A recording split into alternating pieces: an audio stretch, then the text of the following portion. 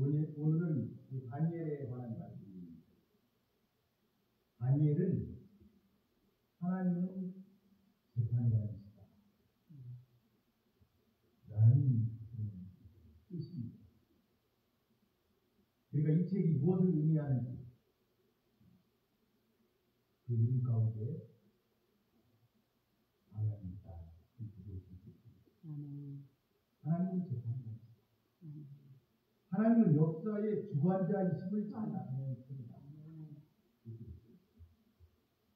이 책은 구약의 계시록이다. 이렇게 불릴 만큼 놀랍고 신비한 계시와 환상들로 가득 찬 책입니다. 이 다니엘은 하나님께 큰 은총을 받은 사람이라고 이 다니엘서에서는 천사들이 거듭 말하고 있습니다. 너는 하나님께 큰 은총을 받는다. 하나님께서는 포로로 잡혀간 이 젊은 귀족 청년 다니엘을 통해서 이스라엘과 세계 열방의 운명과 미래의 역사를 묵심을 앞둔 책으로 우리에게 전해주셨습니다. 다니엘은 기원전 605년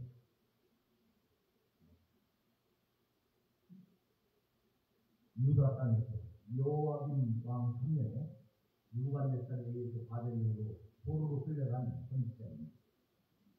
바벨론에서 벨드사살이라는 바벨론 이름으로 개명되었고 왕궁에서 왕을 모시기 위한 교육을 3년간 받았습니다. 다니엘은 그곳에서도 여호와 하나님만을 섬기는 신앙에 충실했어요. 그리고 꿈과 이상을 잘 해석하는 능력으로 말미암아서 높임을 받았고 드디어는 바벨론 총리까지 되었습니다. 다니엘은 꿈과 그런 환상, 표징의 해석자였고 왕의 뛰어난 선견자였고 다니엘입니다. 그는 오랫도록 살았고 성경에 보니까 고레스 원년까지 있었다. 이게 느부갓네살, 고레스, 다리오 이와 같이 세상에 널리 알려진 정말 이 세상에서는 위대한 군주들 여러 왕조에서 신하와 관리로 바쁜 사람 삶을 살았습니다. 이 다니엘서는 총 10장인데 6장까지는 주로 다니엘의 생애 가운데서 일어난 사건들을 간접적인 묵시로 다루었고, 그러니까 간접적인 묵시라는 것은 자기가 꿈꾼이 아니고 다른 왕들이 꿈꾼 이런 것들을 해석해 주면서 그런 것이 6장까지입니다. 여러분들이 잘 아시는 많은 사건들이 1장에서 6장까지 있습니다. 1장에서는 왕실의 제사 음식을 거절했고요. 그게 제사적인 음식이에요. 그게 왕이 준비하는 게. 그러니까 그 음식을 거절한 거예요. 그 다음에 다니엘의 세 친구가 그 금신상에다가 절을 하지 않아가지고 풀국수를 던져줬는데 살아났어요. 그 다음에 느부갓네살 왕이 22번이나 쓰잖아요. 큰 신상에 가놨고 큰 나무에 가놨고 2번이 숨을 꿨고 그의 아들이 신기한 문자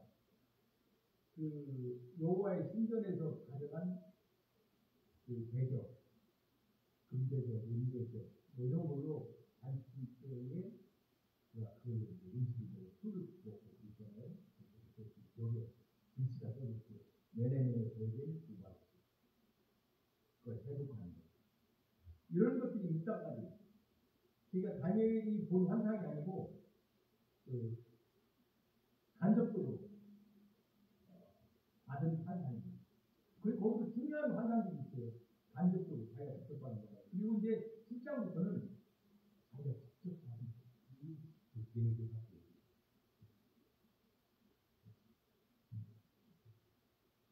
이 7장에서 이제 우리가 7장부터 12장까지 반대를 보게 되면은 제일 먼저 우리가 오늘 본 본문에 나와 있는 뇌 짐승에 대한 것이 그 다음에 8장에서는 순양과 순명주의 묵시, 그 다음에 70일의 묵시, 십대기를 가까이서 받은 묵시. 십대기를 가까이서 받은 묵시라는 것은, 십대기이라는 말은 히브리스강의 얘기예요. 몰라요.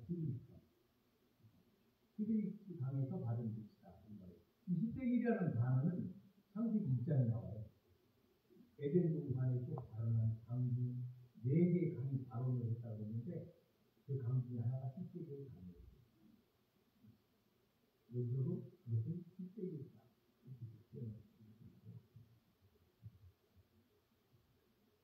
이런 것들이 7장에서 12장까지 기록이 되어 있습니다. 그런데 우리가 여기서 중요한 일이 있는데,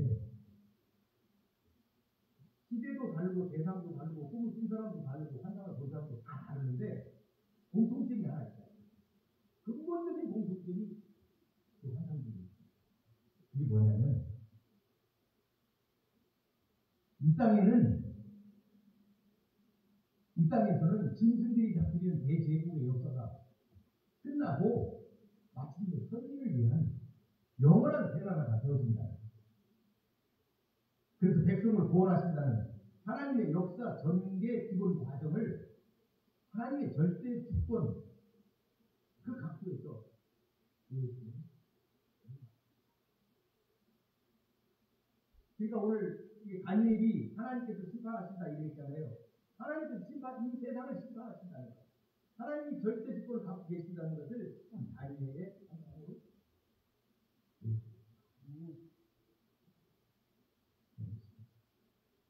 오늘은 이 중에서 우리가 오늘 읽은 본문의 말씀, 우리가 읽은 본문의 말씀은 내 짐승에 관한 그 말씀인데, 그 가볼 수가 없으니까 7장에서 8장까지는 제가 설명으로 대하고 9절에서부터 14절까지 하나님과 그리스도에 관한 말씀만 그것을 중심으로 해서 7장 7절을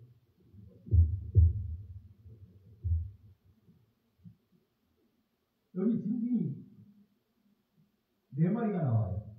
근데 이 짐승은 나라를 상징해요.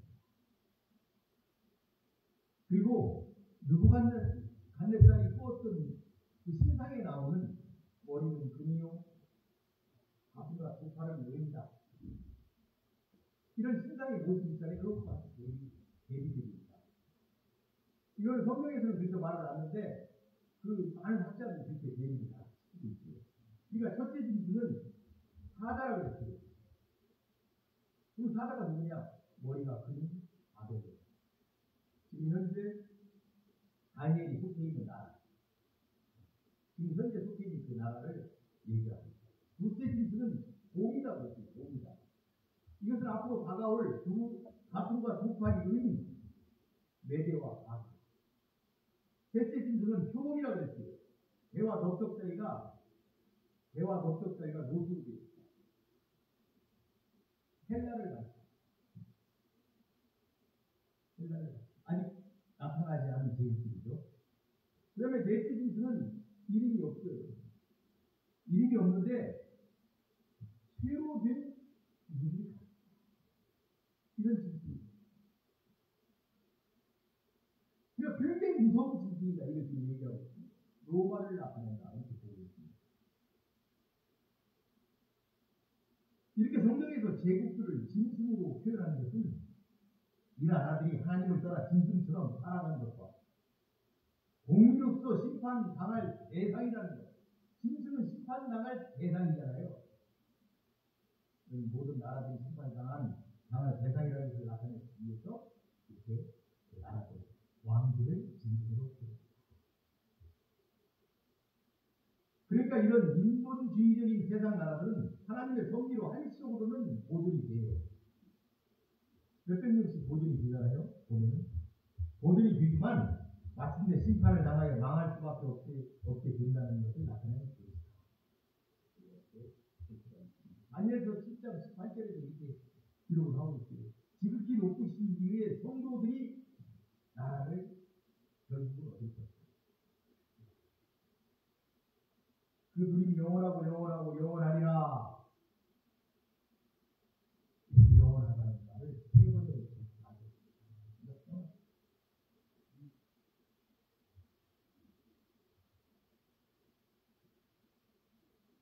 높으심의 성도들의 나라가 될 것입니다.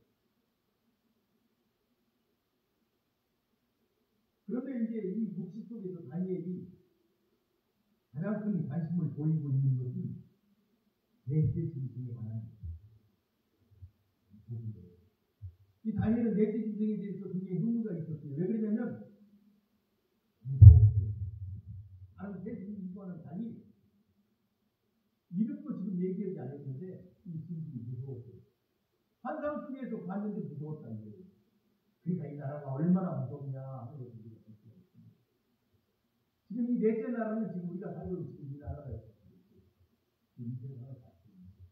이 넷째 나라가 이 넷째 짐승은 그 새로운 이가 있어가지고 온 천하를 삼키고 밟아 부서뜨리고 특히 여기 이 넷째 짐승에서 나온 뿔이 10개가 있는데 넷째 짐승은 뿔이 10개나 있어요. 10개나 있다는 건 세상 온 나라를 얘기하는 거예요. 딱 나라가 10개다. 그래서 뭐 이제 어떤 나라가 이렇게 치고 그런 게 그게 아니고 세상 모든 나라를 가리키는 거예요. 그때 이후로 로마 시대 이후로 나타난 모든 왕들 제국들을 얘기하는 거예요. 근데 그 중에 한 나라가 한 뿔이 나왔어요. 작은 뿔이 한 인물이 나왔어요. 한 인물이 나오는데 이 작은 뿔이 저 그리스도를 작은 뿔이 굉장히 무서웠다. 아니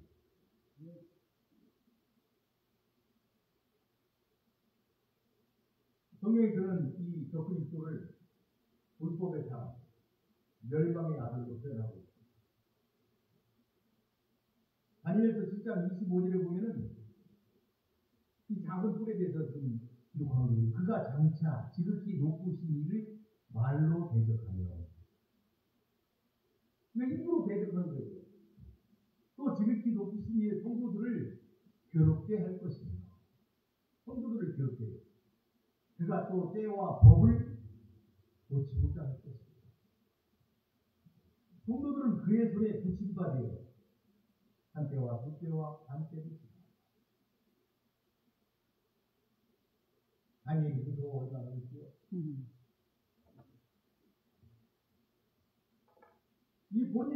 본 예언은 종말의 때에 일어날 일에 대한 예언이다. 우리는 이렇게 받아들이고 있습니다. 그런데 이 적그리스도는 2차적으로 예수님 전에 그 유대 땅을 통치했던 그 셀루쿠스 왕조, 그러니까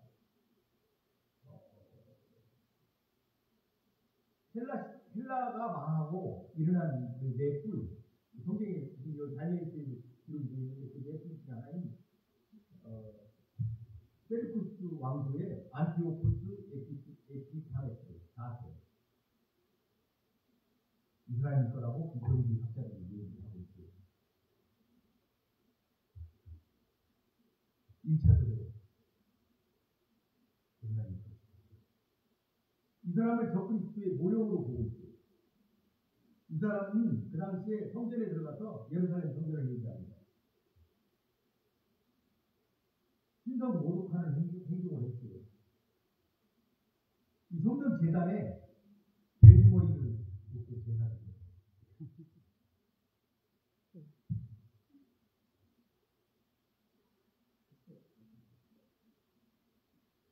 유대인이 돼지머리를 싫어하잖아요. 돼지. 근데 그 돼지를 놓고 머리를 놓고 제단을 한다.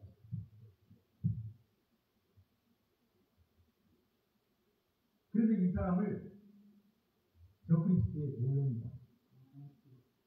그러니까 예수님 오시기 전에 다시 적그리스도가 진짜 적그리스도가 나타나는데 이럴 것이다.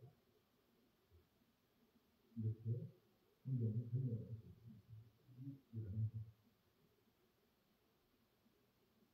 그리스도 재림 전에 이 적그리스도가 나올 것이다. 사도 요한도 계시록에서 그 적그리스도가 이렇게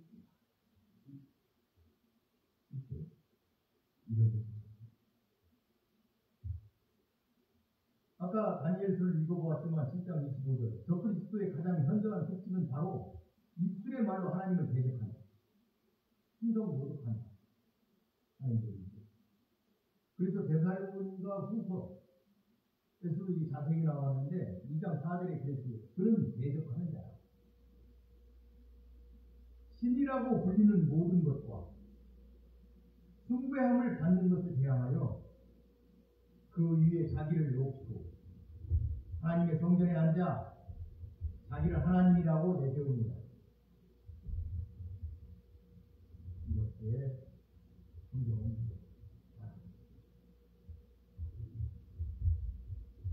그러니까 이 적그리스도는 성도들이 하나님을 섬기는 것을 막을 것이며 신앙의 자유를 빼앗아갈 것입니다. 뿐만 아니라 성도들이 자기에게 굴복하지 않으면 사회 속에서도 정상적인 활동을 하지 못하도록 어떤 제도적인 장치를 마련할 것입니다. 말하자면 예수님이 나타나 있는 진주의 뿔을 다니야 매매를 할 것이다. 뭐 이런 그 같은 것을 할 것이다.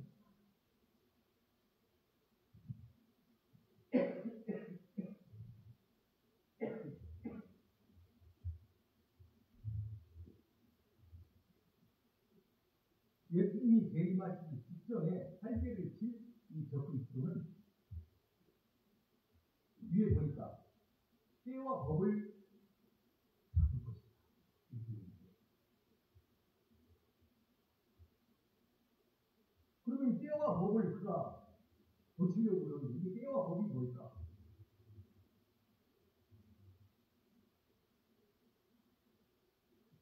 이 다니엘서 9장 27절에 보게 되면은 이런 말이 있어요.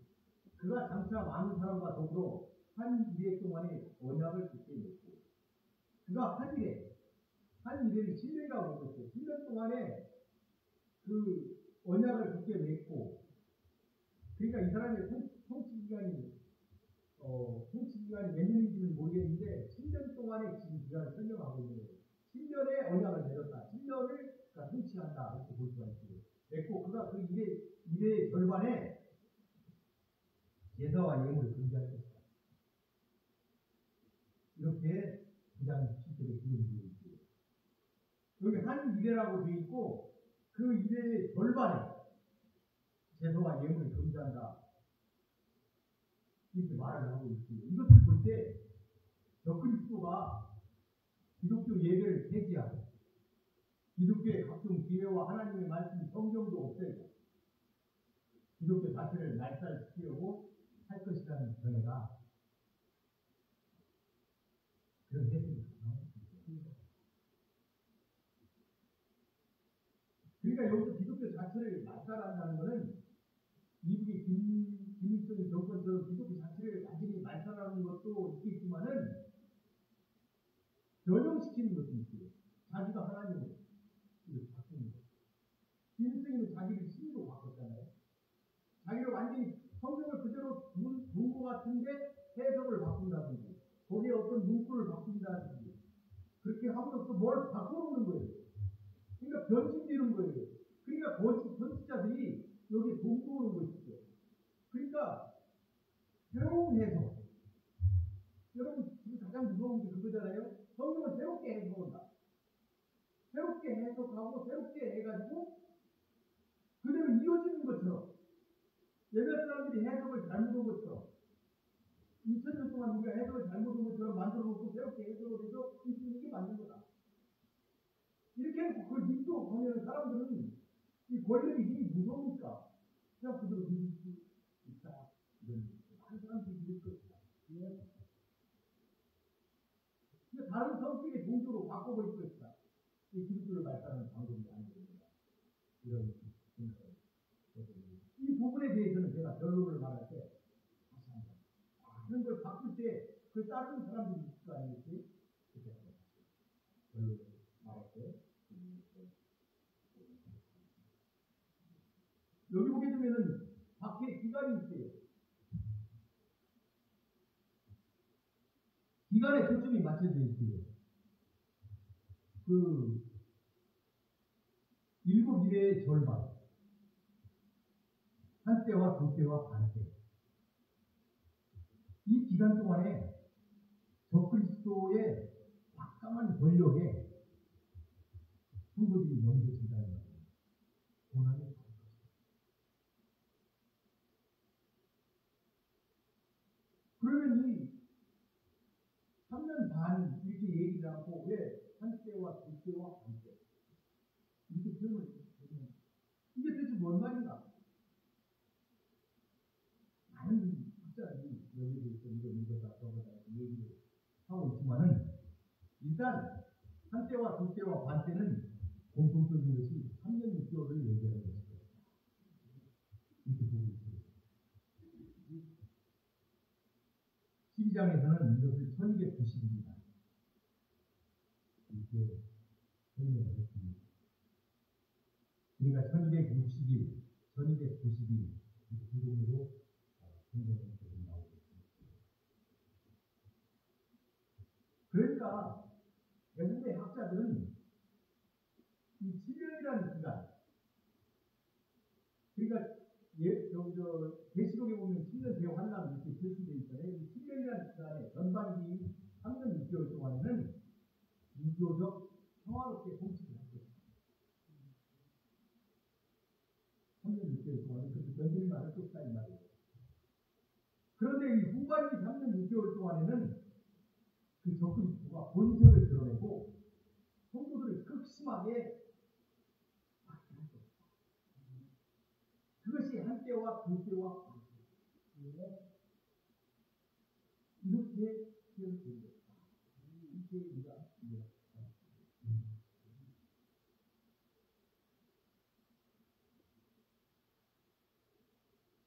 그러면 왜 이걸 세때 반이라고 하지 않고 왜 한때, 그때, 반때 이렇게 나누는 거죠?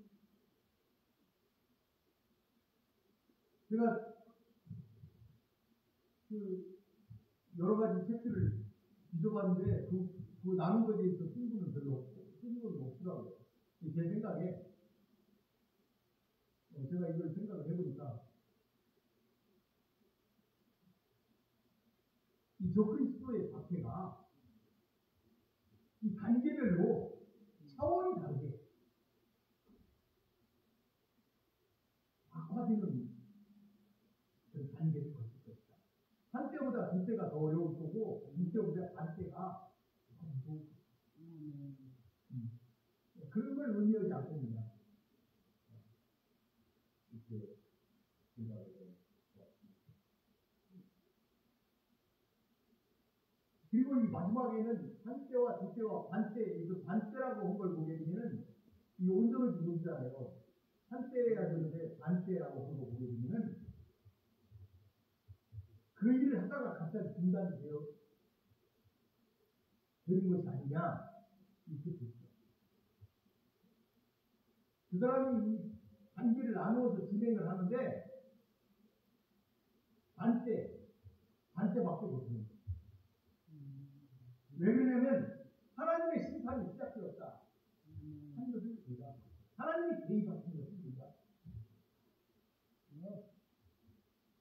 다니엘서 7장 26절에 보니까 심판이 시작되면 그런 권세를 빼앗기고 완전히 멸망할 것이다.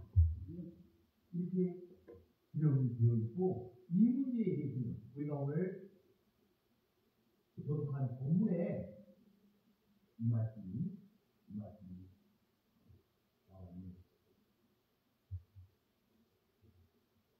오늘 본문에 그 말씀이 나옵니다. 그 말씀을 때 살펴보겠습니다.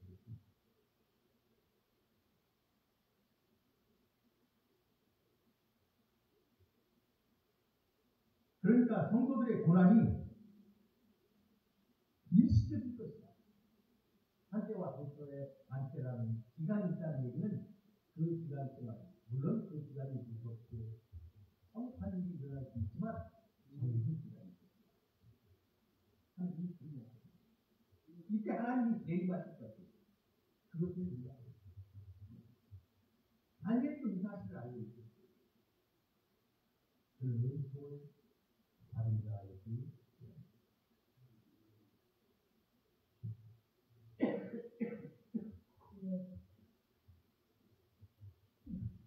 여러분도 하나님의 은총을 받은 자로서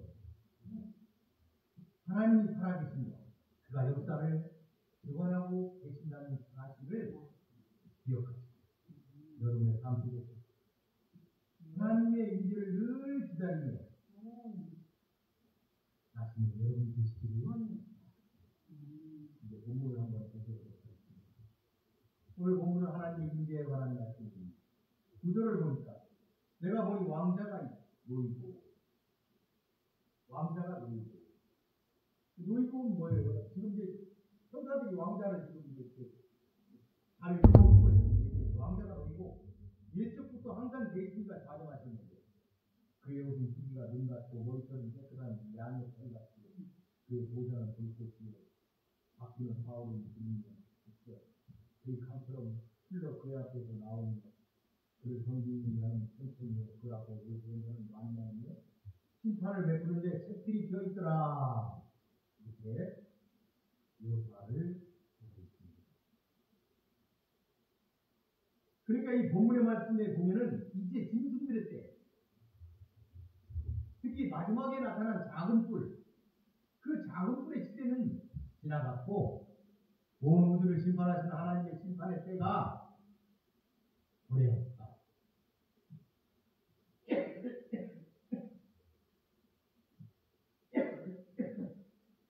하는 것을 보여주는 장면입니다. 하늘의 순종자들이 하나님의 재판관으로서 하나님께서 재판관으로서 위협을 가질 수 있도록 그의 보좌를 준비하고 지금 다니엘의 그런 장면을 생각으로 쓰고 그 보좌에 예적부터 계십니다. 앉아 계십시오. 예적부터 항상 계십니다. 그러니까 처음부터 계셨습니다. 하는 말씀입니다. 하나님을 설명하고 있는 거예요. 하나님은 처음부터 계십니다. 하나님은 창조주시다. 그분은 세상의 창조와 세상 역사의 주관자 되시는 성부 하나님이시며 하나님은 흰 옷을 입으셨고 머리카락 역시 있었습니다. 이 계시록에서도 보게 되면 환란을 거쳐 하늘로 올라간 성도들은 흰 옷을 입었다. 어린 양의 붉은 피로 자신들의 옷을 씻어서 희귀하였다. 이렇게 기록하고 있습니다. 만약 성도들의 그 흰 옷이 영적으로 도덕적으로 순결성을 상징하고 백발이 나이 많은 노인을 상징한다면 본문의 하나님께서는 존재론적으로는 영은 무궁하시고 예측부터 되셨습니다. 도덕적으로는 거룩하고 성결하고 순결하여 그래서 완전히 떠나 계신 온전한 중심을 나타내는 때입니다.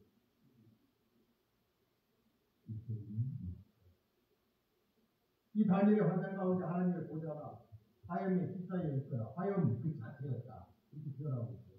보좌에 여러 바퀴가 있고 바퀴들 역시 이글거리며 타오르는 불이나 그런 불로 휩싸여 있었다. 이렇게 표현되어 있습니다. 이 표현은 에스겔서에서도 볼 수가 있습니다. 에스겔도 환상을 봤는데 환상 가운데 하나님의 임재와 그분의 보좌 역시 불꽃에 휩싸여 있습니다. 보좌에 여러 개의 바퀴가 있었습니다. 또한 엘리야 선지자는 하나님께서 하늘로 올리실 때에도 불수레와 불말들을 사용하셨습니다. 그러니까 이 다니엘에 본 그 불꽃, 이 이글거리는 화염은 물리적으로 무언가를 태우는 불이라기보다는 악인들을 심판하는 심판의 두려움을 자아내고 하나님의 모습을 다른 사람들이 보지 못하도록 차단하는 힘을 가지고 있지 않나 이렇게 볼 수가 있는 것입니다. 그러니까 하나님을 철저하게 불꽃에 둘러싸인 분들 묘사하고 이 본문은 하나님의 위엄이 얼마나 자복하는 것입니다. 죄악으로 가득한 인간이 가까이 할 수 없는 그의 거룩한 영광의 표현을 나타낸 것이다. 이렇게 볼 수가 있는 것입니다. 이러한 하나님의 변호 앞에 사람은 두려움과 떨림으로 하나님의 경외에 달려라. 이 보좌에서는 이끌린 불이 마치 강물처럼 철철 흘러 넘쳐 나오고 있다고 묘사되고 있습니다. 하나님의 심판이 계속 진행된다 하는 것을 말하고 있는 것입니다. 이렇게 흘러나오는 심판의 불로 세상 나라들 특히 작은 뿔로 상징하는 저 그리스도를 심판하는 분일 것이다. 그리고 모든 악한 세력에 대한 심판을 끝날 때까지 이 불은 하나님의 보좌에서 계속 흘러나오고 있습니다. 하나님의 보좌 곁에는 수많은 천사들이 모여 있습니다. 그 앞에는 책이 펼쳐져 있습니다. 심판 때에 앉으신 모습을 묘사하고 있는 것입니다. 요한계시록에 보게 되면 행록이 있다고 언급되어 있으므로 이 하나님이 앉으신 그 앞에 놓여있는 이 책은 어쩌면 심판을 위한 각 사람들의 행위로이지 않겠는가 이렇게 생각됩니다. 이 책이 무슨 책이냐? 이것도 신학자마다 다 얘기가 틀립니다. 그렇지만 계시록에 행위록이 있다고 했으니까 행위록이지 않을까? 심판을 해야 됩니다. 이게 결정이 있죠. 11절, 12절에 보게 되니까 작은 뿔이 말하는 소리가 큰 소리로 말미암아 주목하여 보는 사이에 이 작은 뿔이 죽을 때까지 지금 얘기를 하는 거예요. 짐승이 작은 뿔이 짐승이라고 했죠. 짐승이 죽임을 당하고 그의 시체가 상한 바되 그 시체가 찢겼다 이 말이에요. 사울은 불에 던져졌다. 그래서 그 남은 짐승들, 그러니까 작은 뿔로 대표되는 넷째 짐승이 지금 죽었는데 나머지 짐승이 3마리가 더 있잖아요. 그 남은 짐승들은 그의 권세를 빼앗겼으나 그 생명은 보존되어 정한 시기가 이르기를 기다리게 되었다. 그러니까 지금 작은 뿔과 짐승들의 운명을 기록한 본설이지요. 이걸 공동 번역으로 내가 다시 한번 읽어볼게요. 공동 번역을 보면은 굉장히 현실감 있게 잘 표현해줬어요. 그 뿔이, 이 작은 뿔이에요. 그 뿔이 계속하여 외쳐대는 건방진 소리를 한 귀로 들으면서 보고 있자니 그 짐승은 나의 문 앞에서 처형을 받아 시체가 박살이 나고 타오르는 불 속에 던져지는 것이었다. 다른 짐승들은 권세는 빼앗겼으나 목숨만은 얼마 동안 부지하도록 버려졌다. 굉장히 자세하게 또 우리가 이해하기 쉽도록 번역을 했습니다. 이 공동 번역은 개신교와 천주교와 같이 번역을 했다 이렇게 공동 번역이고 현재 천주교에서 사용하고 있습니다.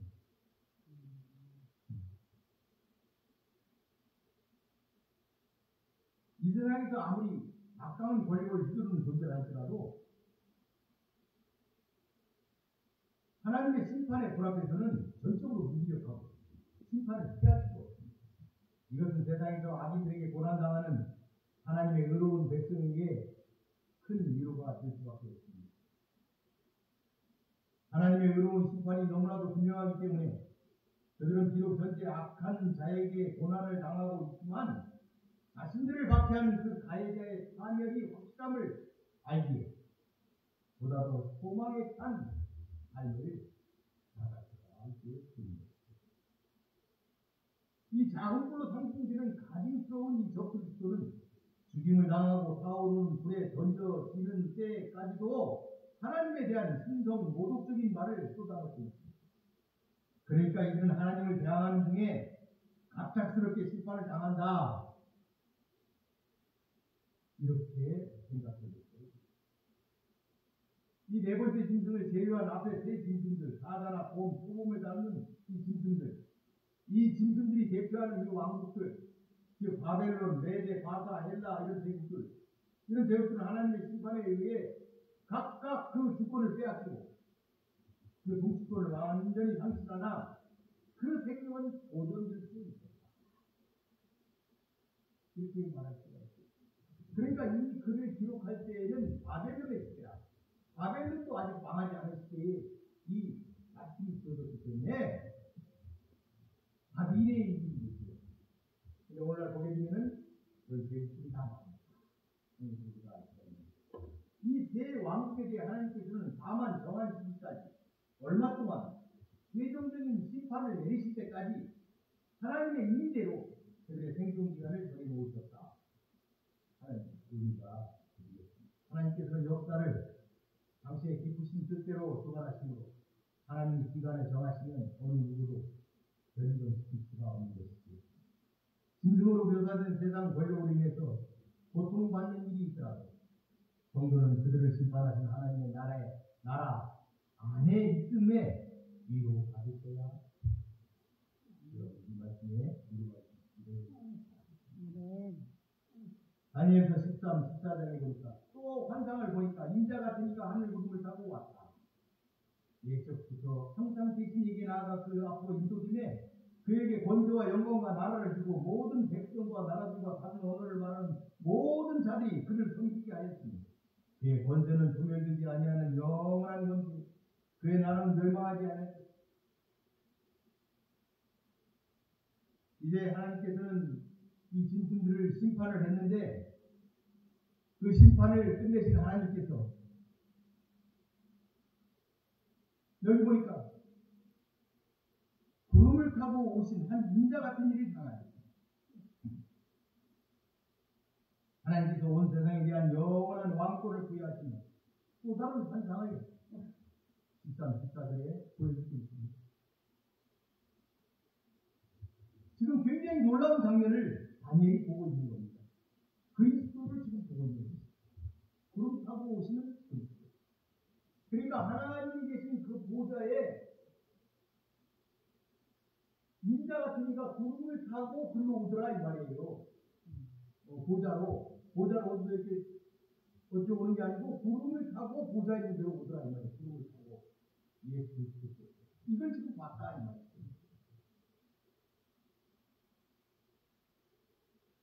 그래서 이 13절은 말이죠. 이게 13절을 보게 되면 이렇게 되어 있어요. 내가 밤에 환상 가운데 있었는데, 그러니까 밤에 환상을 지금 보고 있었는데, 그런데 보라, 인자 같은 이가 구름을 타고 나타났다. 이렇게 놀라운 광경을 지금 설명하고 있는 거예요. 이 본문이 그래요.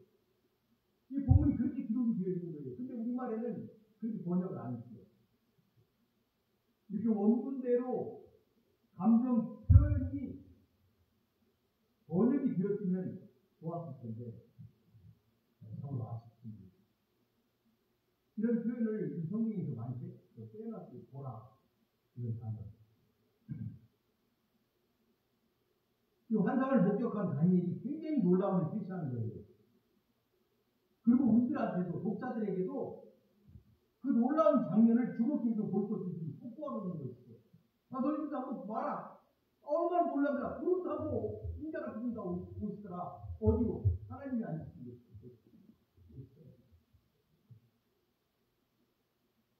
이 인자 같은 이에 대한 이 예언은 다니엘서에서 손꼽히는 메시아 예언이죠. 예수적인 메시아 예언입니다. 왜냐하면 예수님께서도 이 다니엘의 이 예언을 그 당신이 내가 재림할 것이다 이렇게 예언하시면서 여기를 직접 인용하셨기 때문에 마태복음에 그렇게 되어 있어요. 마태복음 26장에 보시면 예수께서 이르시되 그러나 내가 너희에게 이르는 이후에 인자가 권능의 우편에 앉아 있는 것과 하늘 구름을 타고 오는 것을 너희가 보리라. 내가 구름 타고 오는 것을 너희가 볼 것이다. 이렇게 예수님이 그 구름 타고 온다는 게 어디 나와 있느냐? 다니엘서에 나와 있어요. 다니엘이 봤다. 구름 타고 오시는 것. 그러니까 예수님께서 데리고 오실 때 구름을 타고 이 땅에 오시는 것만 오시는 게 아니고 예수님께서 그 심판의 보좌에 이르실 때에 하나님이 앉아 계실 때 거기에 구름을 타고 예수님께서 입장하신 거예요.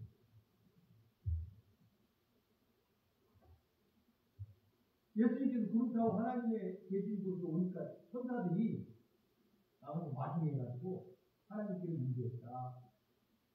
이 말이 중요합니다.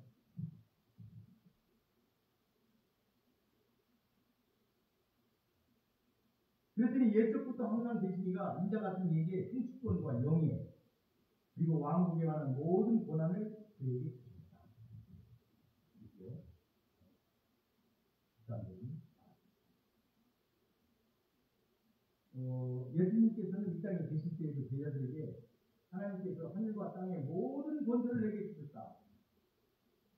하나님께서 이미 그때도 말씀을 하셨어요. 그 후에도 이제 말씀하셨고 사도 바울도 이걸 고백을 했어요. 빌립보서에 모든 이름 위에 뛰어난 이름을 주사 하늘에 있는 것들과 땅에 있는 것들과 땅 아래에 있는 자들로 모든 무릎을 예수의 이름에 꿇게 하시고 모든 입으로 예수 그리스도를 주라 시인하여 하나님 아버지께 영광을 돌리게 하셨습니다. 사도 바울도 그 모습을 이렇게 고백하고 있는 것을 볼 수가 있겠습니다. 이 모든 것은 예수 그리스도의 제2로 완전한 성취를 보여줍니다. 그러니까 지금 이루어졌지만 완전히 이루어진 게 아니고 제2후에 완전히 이루어진 것으로 인자 같은 이는 하나님으로부터 모든 통치권과 영광과 양국을 왕국을 부여받으시고 그에 더하여 세상 모든 사람들로부터 섬김을 받는 그 위치에 오르게 되는 것이다.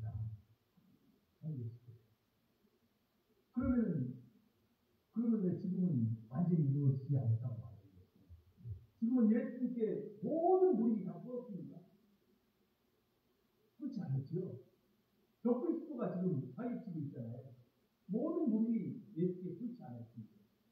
그때 심판날 그때 완전히 꿇을 것이다. 그때 완전히 이루어질 것이다.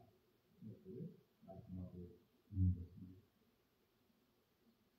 예수 그리스도의 권세는 세상 권세와 다릅니다. 소멸되지 않고 무너지지 않는 영원한 권세다. 우리는 이런 능력의 그리스도를 믿는 하나님 나라 백성됨을 기뻐하시기 바랍니다. 그러므로 하나님의 백성으로 그의 계명을 지키며 인정하며 나아가야 하겠습니다. 오늘 말씀을 한번 마무리해보겠습니다. 오늘 말씀은 바다에서 나온 큰 네 짐승의 환상을 우리가 살펴보았습니다. 네 마리의 각각 다른 짐승 같은 왕들이 온 세상을 점령하고 통치하는 것처럼 보이지만 결국 이 사람 하늘에서 그 보좌를 두고 계신 하나님에 의해 심판된다는 사실을 오늘 본문은 가르쳐주고 있습니다. 그런 점에서 결국 다니엘이 본 이 환상은 하나님께 절대적인 주권이 있으며 그분에게 궁극적인 심판과 승리가 있어 하나님의 나라가 임하게 된다는 메시지를 우리는 깨닫게 됩니다. 이는 결국 느부갓네살이 꾼 두 개의 꿈, 쓴 돌이 신상을 부수고 하늘이 닿을 만한 큰 나무가 있었지만 그걸 베어버리는 그 절대적인 권력의 하나님의 그 능력, 그것을 나타내주는 메시지, 같은 메시지. 그로 하여금 그 메시지를 보게 하였다. 그를 겸손케 만드셨다 하는 것을 다니엘의 이와 같은 꿈과 그 해몽은 그 당시 바벨론 왕의 통치하에서 현재와 미래를 암울하게 바라보고 있던 하나님의 백성 이스라엘에게도 소망이 있는 말씀이었습니다. 뿐만 아니라 이 땅에서도 그 짐승 같은 인간 통치자들이 사기치고 있는 이 땅이지만 진정한 통치자는 하나님이시라는 사실을 우리가 알 수 있게 해주는 말씀입니다. 또한 하나님께서는 장차 자기 백성들에게 영원히 흔들리지 않는 권세와 나라를 주신다는 사실도 우리가 본문을 통하여 알 수가 있게 됩니다. 여러분은 다니엘처럼 예적부터 항상 계신 하나님께 은총을 받은 자입니다. 아멘. 그러므로 네 번째 짐승의 때 한때와 두때 반때 이루어지는 극심한 박해 가운데서도 끝까지 이겨내시기를 바랍니다. 아멘. 하나님께서는 여러분을 사랑하시고 은총 가운데 드셨으므로 하나님의 그 능력으로 여러분들은 이겨내실 수가 있을 것입니다. 그 한때와 두때와 반때 그때 이때 불의한 자들은 다 걸려진다는 사실, 그때 다 걸려집니다. 데살로니가 후서 2장에 보게 되니까 악한 자가 나타날 때, 그러니까 적그리스도가 나타날 그때 이 사탄이 활동을 하면 멸망하는 자들에게 나타나게 된다.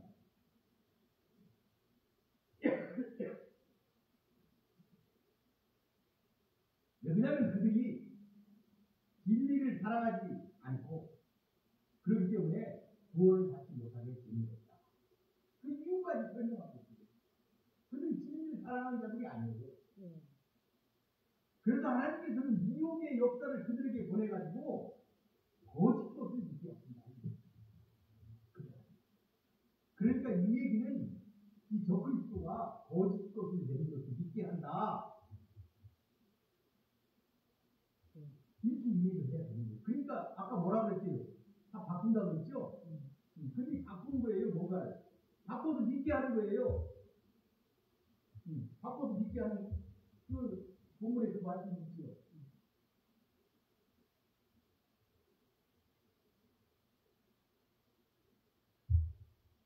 때와 법을 고친다. 그들이 때와 법을 고쳐서 그들을 믿게 하는 거예요. 이 적그리스도가 와서 사탄이 활동을 하면 멸망하는 자들에게 그걸 믿게 하는 거예요. 근데 그들은 진리를 사랑하지 않으므로 여러분 잘 들으세요. 진리를 사랑하지 않았거든요. 그래야 그걸 믿는다 이 말이에요. 성경을 바꿨는데 성경을 바꿨어요. 근데 진리를 사랑하지 않는 자는 그게 좋잖아요. 그냥 그걸 믿는 거예요. 그대로 간다. 불의한 자들이 된다 이 말이에요. 불의한 자들이다 이 말이에요. 그러니까 왜 그렇게 했느냐? 심판받고야 돼요. 이러므로 하나님이 미혹의 역사를 그들에게 보내사 거짓 것을 믿게 하시는 진리를 믿지 않고 불의를 좋아하는 모든 자들로 하여금 심판을 받게 하려 하십니다. 그러니까 지금 인간이 산치는 것도 그들 불쌍하게 여기고 그들을 구원하려고 많은 사람들이 노력을 하지만 얼마나 볼 수 있어요? 그게 최고라고 그러잖아요. 그게 진리라고 하잖아요.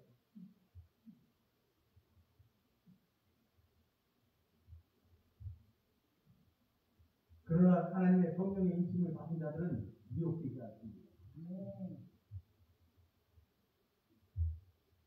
그래서 그들은 진승의 표를 받지 않게 됩니다.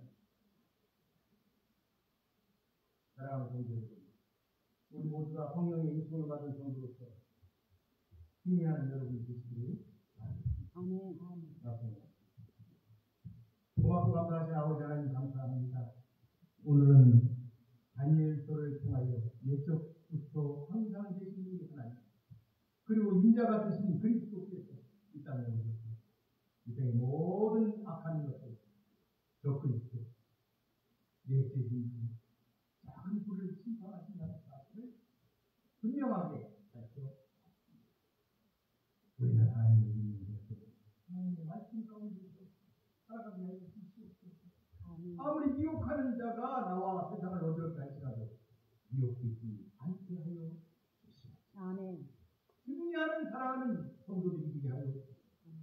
특별히 오늘 이 사랑하는 성도 아버지 하나님이여, 성도 4명이 나오는데 관이 아파서 어디를 못했습니다.